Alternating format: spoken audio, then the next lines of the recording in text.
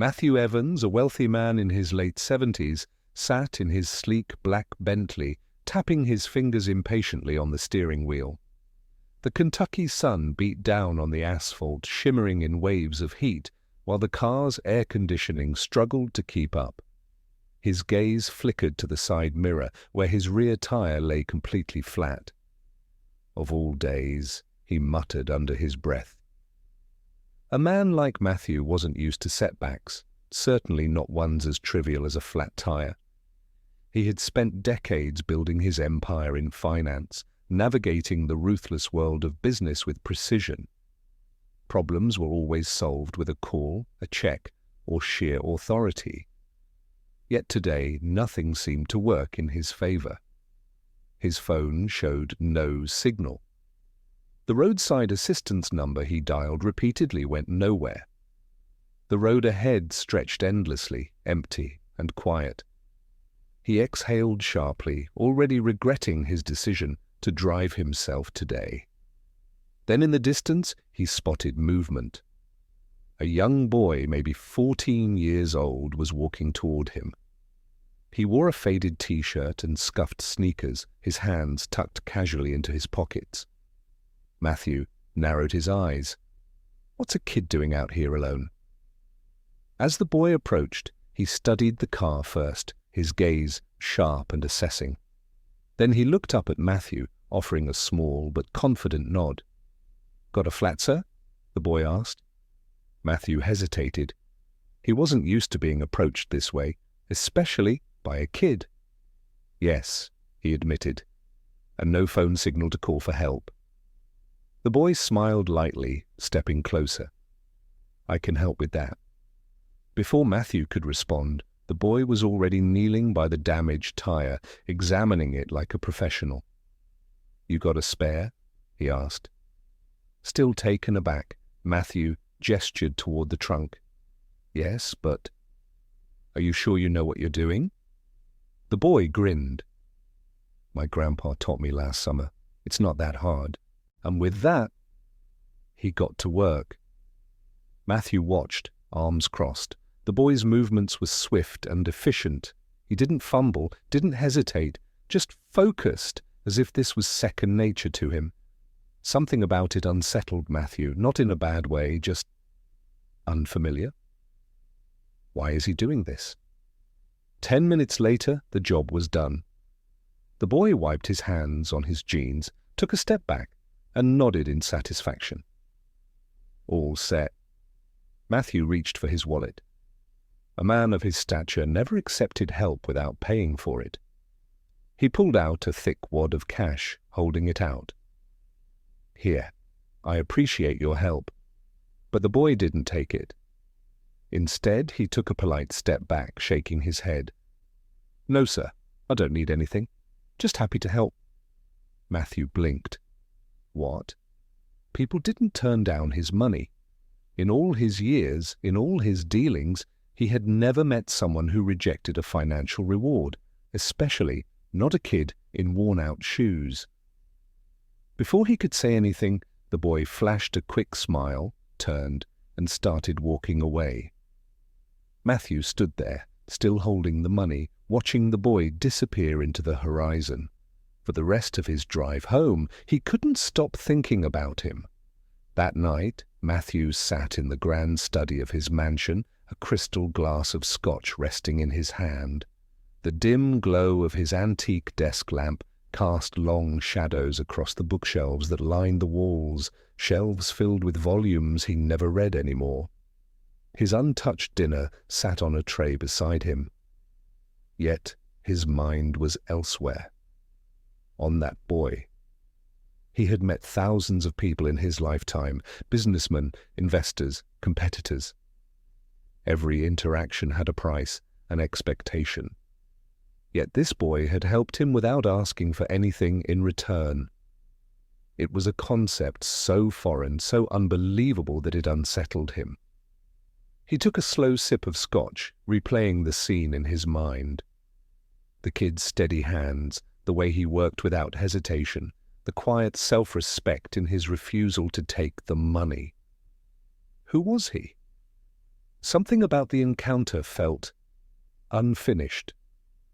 And the more Matthew thought about it, the more he realized he needed to find that boy again. The next morning, Matthew found himself driving back to that same stretch of road. He didn't even understand why. Guilt, gratitude, curiosity. Whatever it was, it drove him forward.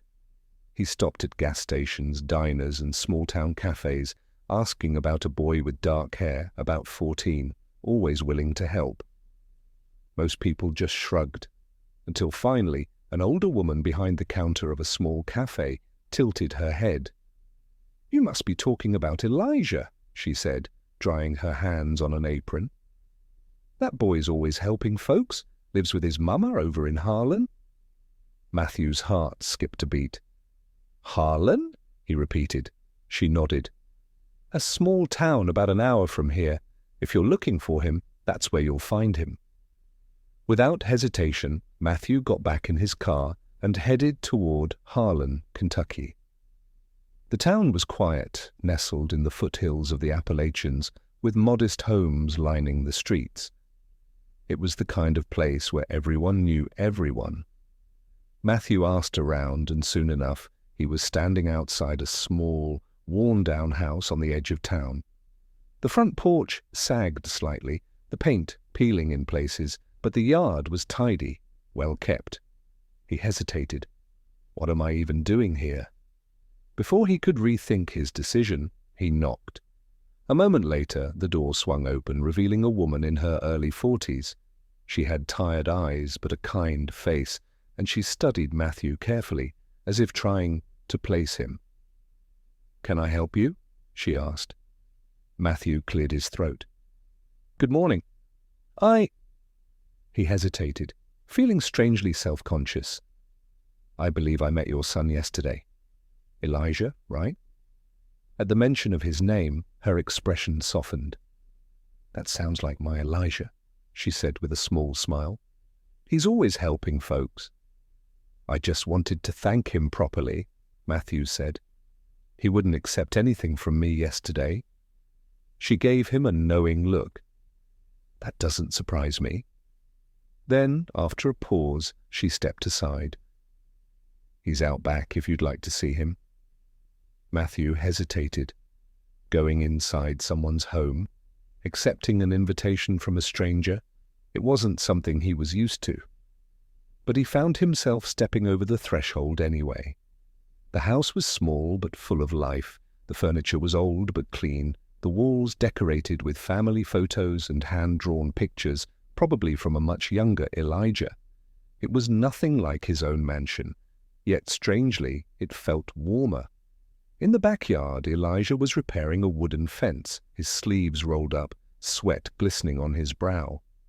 When he looked up and saw Matthew standing there, he seemed genuinely surprised. "Hey, mister!" Elijah wiped his hands on his jeans. "What are you doing here?" Matthew smiled, an expression that felt unfamiliar on his face. "I wanted to thank you again. You helped me when I really needed it, and I just couldn't stop thinking about it." Elijah tilted his head. It wasn't a big deal, but to Matthew it was. And today, he was determined to prove it. Matthew studied the boy for a moment.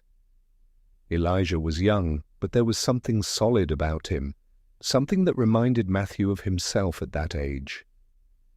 Yet Elijah had something Matthew had long forgotten: selflessness. The boy leaned against the fence, his expression open but cautious. "I don't think you realize what a big deal it was," Matthew finally said. "People don't usually help strangers without expecting something in return." Elijah's brows furrowed slightly, as if the idea was foreign to him. "I don't see it that way. If someone needs help and I can do it, why wouldn't I?" Matthew exhaled, running a hand through his silver hair. He hadn't thought like that in years.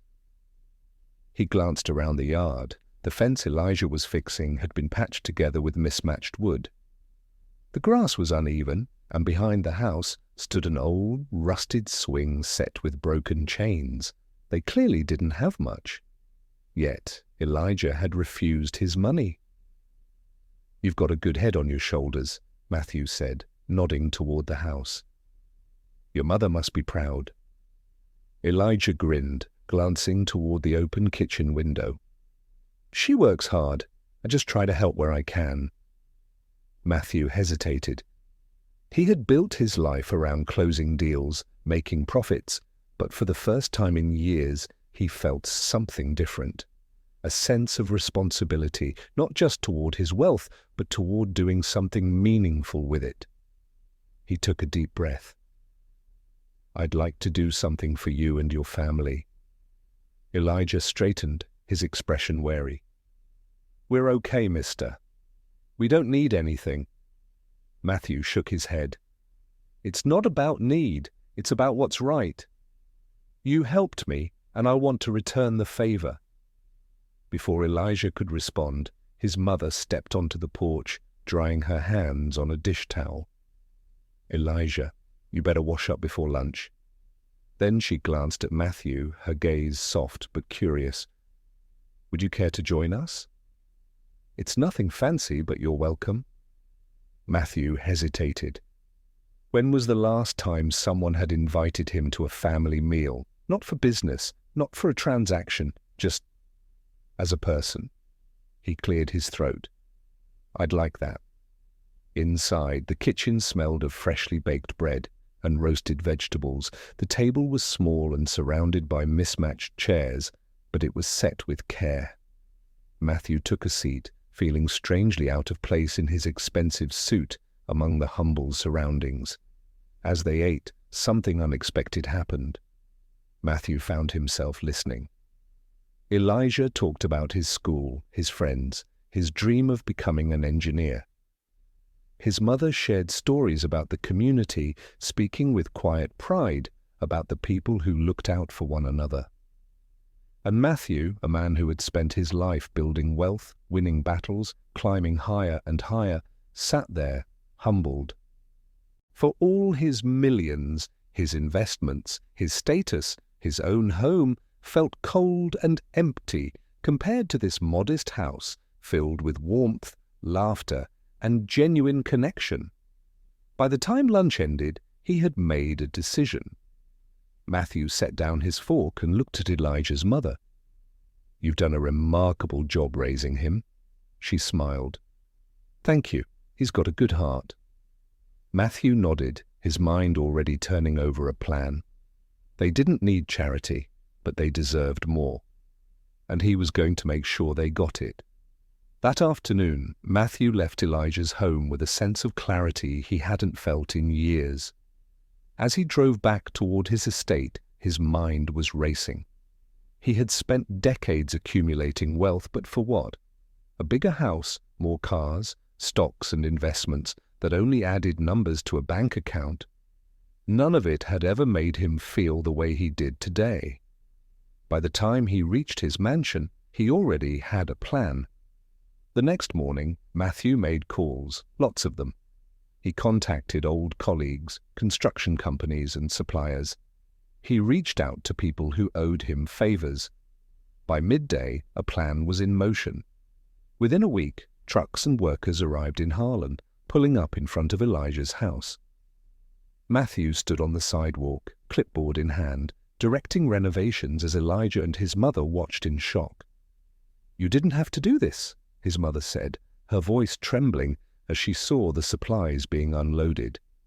Matthew turned to her, his expression earnest. "You've done more than just manage. You've built a home, a family, but you gave me something I didn't even know I needed. Let me give back." Elijah was unusually quiet, standing beside his mother, eyes filled with a mix of wonder and uncertainty. Matthew knelt slightly, meeting his gaze. "You taught me something, Elijah. Helping people isn't about money. It's about showing up. I want to show up for you." Over the next several weeks, the house underwent a transformation. The sagging porch was replaced with sturdy wood. The leaking roof was repaired. The The rusted swing set was removed, replaced with a brand new one. Inside, the walls were painted, the floors polished, and the kitchen upgraded with modern appliances. At first, Elijah tried to help with the renovations, carrying planks and sweeping debris. But Matthew insisted. "Your job," he said with a smile, "is to enjoy being a kid for a while." Still, Elijah couldn't resist sneaking outside, watching the crew work. His curiosity about construction was obvious. One of the workers, a burly man named Joe, noticed and invited him over. "Want to learn?" Soon, Elijah was measuring planks, asking questions, fascinated by every detail. Matthew watched from a distance, a warm pride swelling in his chest. For the first time in years, he felt like he was doing something meaningful. One evening, as the sun dipped low, the project was nearly finished. Elijah's mother stood on the newly built porch, tears glistening in her eyes. "This isn't just a house anymore, it's a home." She turned to Matthew. "I don't know how we can ever thank you." Matthew shook his head. "You already have. You reminded me of what life is supposed to be about. Family, connection, purpose. I think I'm the one who should be thanking you." That night, neighbors stopped by to see the changes. They brought freshly baked bread, jars of homemade jam, even a potted plant for the new porch. Elijah laughed, racing around the yard, showing his friends the new swing set and freshly painted rooms. And Matthew stood there, leaning against the sturdy new railing, watching it all unfold. For the first time in years, he felt something simple but powerful. Joy.